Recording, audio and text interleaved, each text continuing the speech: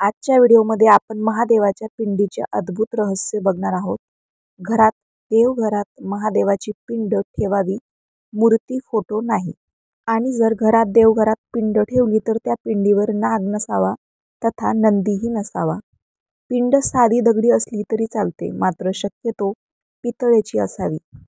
देवघरातील पिंड 3 इंचापेक्षा मोठी असू नये, ती 3 इंचापेक्षा छोटीच असावी. भगवान महादेव हे देवादिदेव असून हे न्यायप्रिय दैवत आहेत आणि यांचे सर्व प्रकारचे भक्त आहेत. आणि जसे देव, दानव, यक्ष, किन्नर, भूत, प्रेत, पिशाच आणि इतरही अनेक योनी जीव महादेवास भजतात.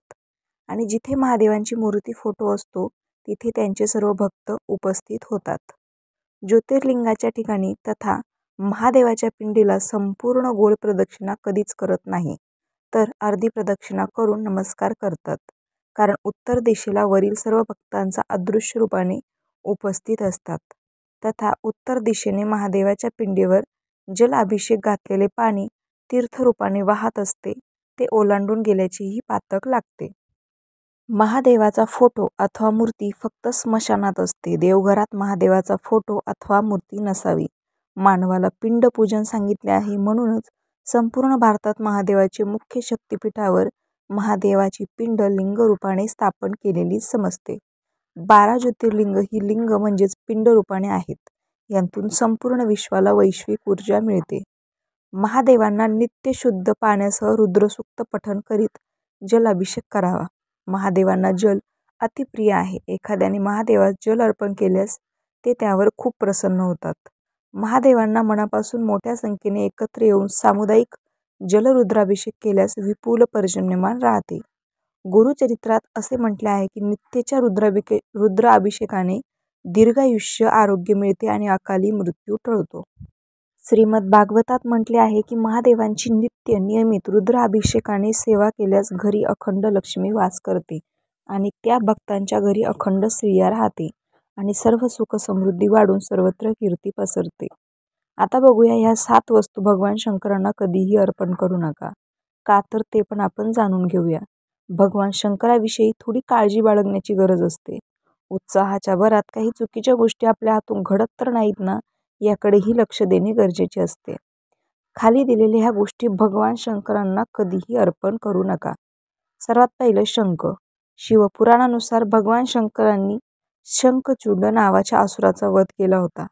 2. तो भगवान विष्णूचा भक्त असल्याने त्यांची आणि लक्ष्मीची शंखाने पूजा केली जाते. 3. हळद कुंकू. भगवान शंकर आजन्म वैरागी होते, त्यामुळे शृंगारासंबंधी कोणतीही वस्तू त्यांना अर्पण केली जात नाही. हळदीलाही सौंदर्यवर्धक मानले जाते, त्यामुळेच हळद किंवा कुंकू भगवान शंकरांना अर्पण केले जात नाही. या गोष्टी भगवान विष्णूंना अर्पण केल्या जातात. 4. तुळशीपत्र. असुरांचा राजा जलंधर याच्याविषयी असलेल्या एका कथेनुसार त्याची पत्नी वृंदा तुळशीचे रोपटे बनून गेली होती. भगवान शंकराने जलंधराचा वध केला होता, त्यामुळे भगवान शंकराच्या पूजेत तुळशीपत्र न वापरण्याचा पण वृंदाने केला होता. 4. नारळ पाणी. नारळाच्या पाण्याचा भगवान शंकरावर अभिषेक केला जात नाही. 5. नारळाला लक्ष्मीचे रूप मानले जाते, म्हणून शुभ कार्यात नारळाचा वापर करून त्याचा प्रसाद म्हणून वापर केला जातो, पण भगवान शंकरांना अर्पण केलेले पाणी निर्माल्य होते.